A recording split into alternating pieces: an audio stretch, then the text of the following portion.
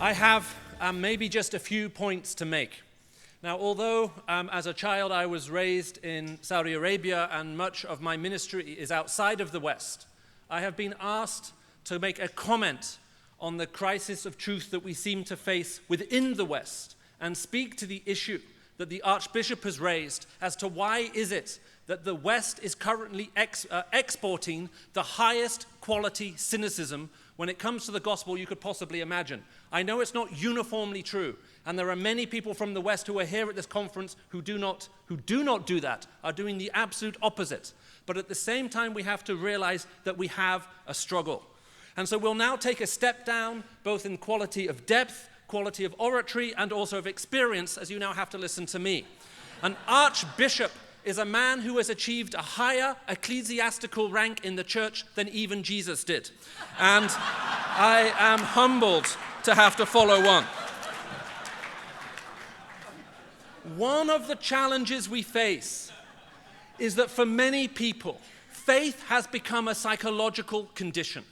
Professor Umberto Eco recently voted one of the most influential intellectual in Europe, has written many, many books, and indeed many novels. If you haven't been bothered to read his novels, you may have seen some of the films that have been produced out of his novels, like Name of the Rose.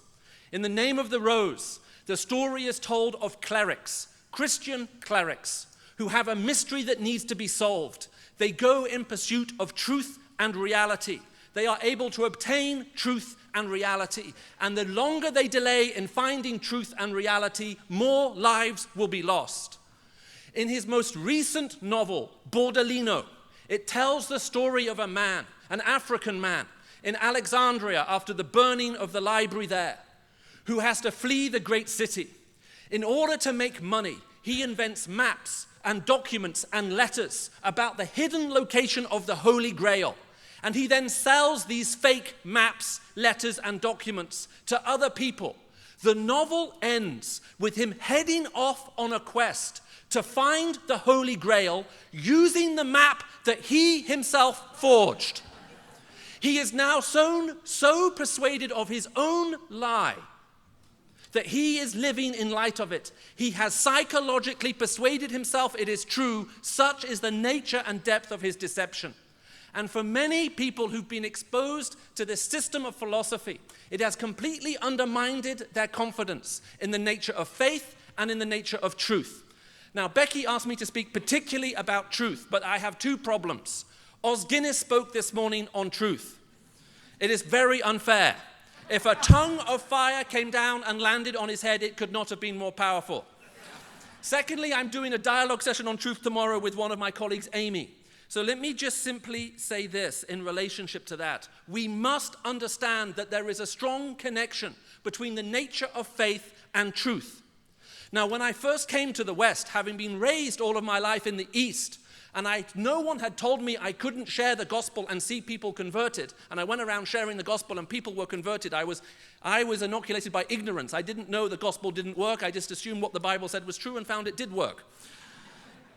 But I can remember many people would sometimes say to me, Michael, I'm so happy that you are a Christian. I wish I could believe what you believe, but I can't. Have you ever heard that? I heard it so many times, I thought, what do these people mean? This is what they mean. Michael, there seems to be a joy, this passion in your life that we've heard about, a completeness that I find enviable. I wish I could have it. But the reason you have it is because of Jesus. You believe in something that isn't there. What do you call people who believe in things that don't exist? Mad people.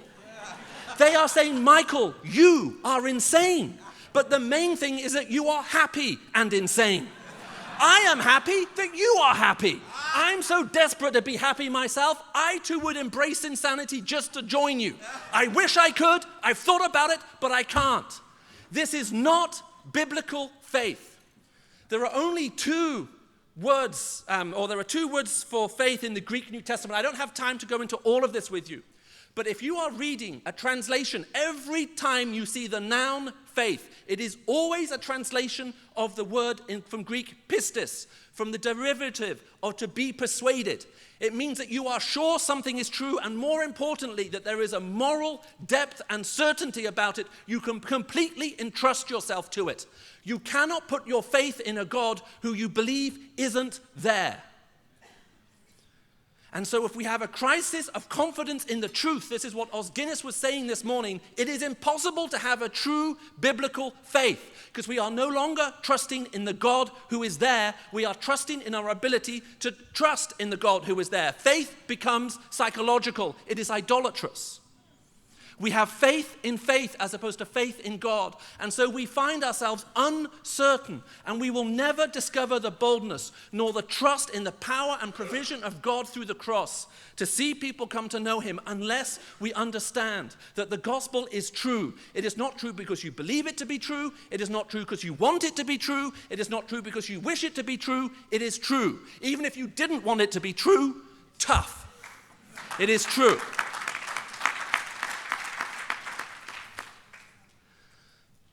I was speaking in this city. I'll use this example since we're in Cape Town a few years ago. The meeting was hosted by one of the most senior members of the board of the organization for which I work, Ravi Zacharias International Ministries.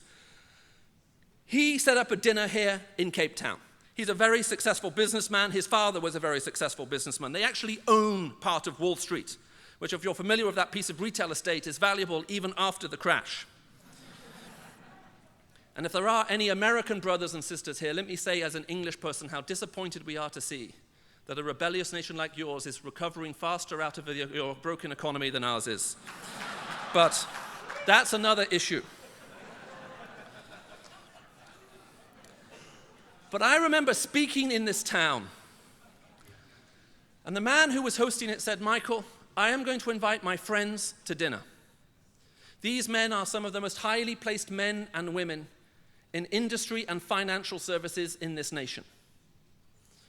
I don't mind what you say to them, so long as you explain the gospel and you ask them to give their lives to Jesus Christ. Otherwise, it's entirely up to you."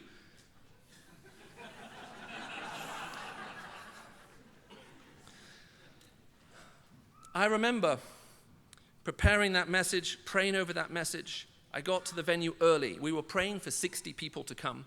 137 people came. The man hosted and I were talking about what would happen, and a man came up to me. He looked at me. He said, "Are you speaking?" I said, "Yes." He said, "This meeting is a mistake." He said, "The people you are not talking to, these people are not simple people. These are secularized, skeptical men and women. They are white Afrikaners. Many of them are of Jewish background. They are thoroughly secularized. They will not hear the gospel and give their lives to Jesus like that. It's not the way it works. This meeting is in more danger of doing harm than good." Exactly what you want to hear before you preach. I looked at my host.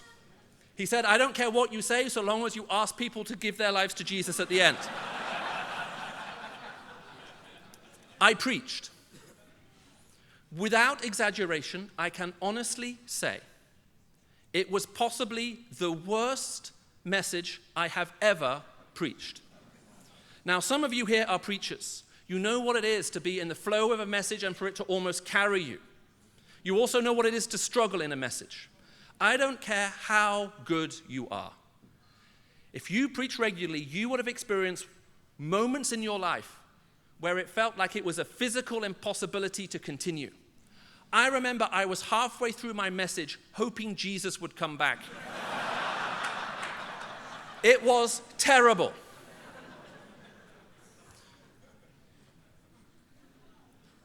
We came to the end of the meeting. I remember saying to myself, well, I need to offer them to pray, to come to Jesus now. And I heard a voice go off in my head that said, why bother? So without any faith in my heart, I wish I could say my faith rallied. I simply said, I've explained the Christian gospel to you as clearly as I can.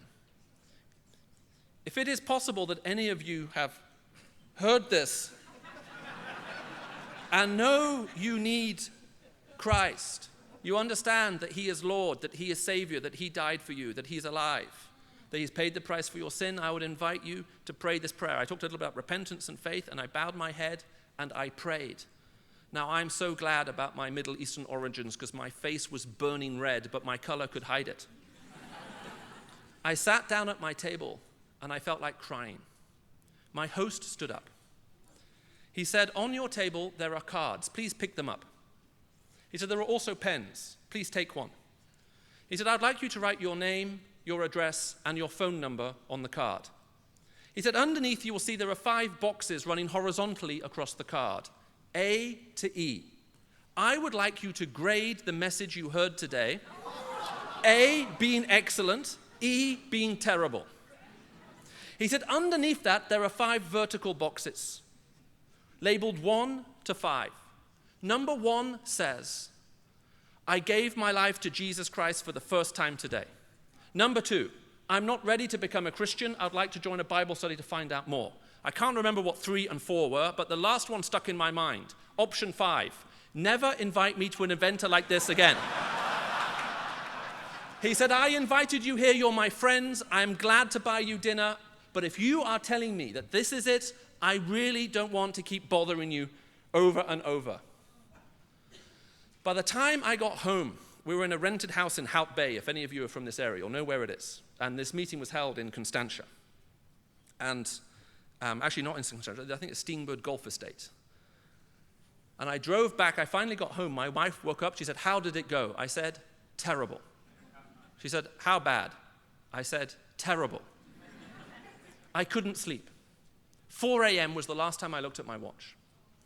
Before I fell asleep, I said to my wife, when this guy rings in the morning, I can't speak to him. Will you take a message for me? 3 hours later, she woke me up. He's on the phone. He wants to speak to me. He will not give me a message. I came to the phone, and I remember I felt like crying. He said, Michael, no doubt you want to know what happened last night. I said yes and felt convicted for lying.